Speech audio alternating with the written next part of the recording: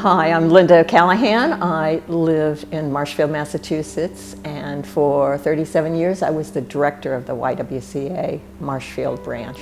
Well, first, the YWCA is in Marshfield because Mrs. Tanner of Tanner House summered in Marshfield, up the street from a beautiful red barn. When Mrs. Tanner was president of the board, she gave the Red Barn to the Cambridge YWCA, and Cambridge started to have summer programs there. In 1970, my husband decided that he wanted to quit his job, despite the fact we had a 6-month-old baby, and that he would become the great American novelist. And he applied to be the caretaker. I went to the interview and they said, "And would you like to work too?" And I became employed. It was not such a grand title at the time. It was not director, it was I think I was a program assistant or something. I feel like we did a really good job of empowering women, from the tiniest things to the biggest. Many of these women were full-time homemakers in the beginning years. And they needed baby steps. They needed a way to talk to other adults. They needed a way to spend time away from their children. They needed a way to find what kind of leadership skills they had and what their brand of leadership could be. The other part of our work was with teens and children through our day camp.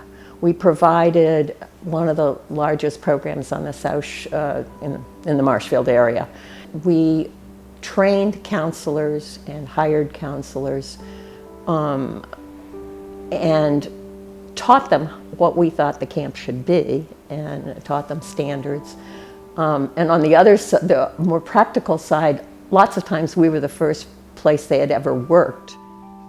At town meeting one night, after I had spoken and I was leaving that night, a woman walked over to me, a woman that I had seen speak many times at town meeting, in a very negative way usually, said, "I'm glad to meet you face to face. You saved my life."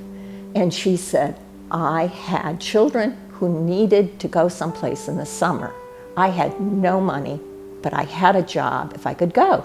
And you found a way to give them to pay for that." And I know that there were lots of things like that we did, and we never always knew exactly how important it was to people. I think we made a difference to people through their families, through very small things, which were essential to their lives. What I hope is that it will always be a positive force on the South Shore for women and for the elimination of racism. When I was called by Eva to tell me that I was going to be honored at Tribute to Women, I was truly amazed.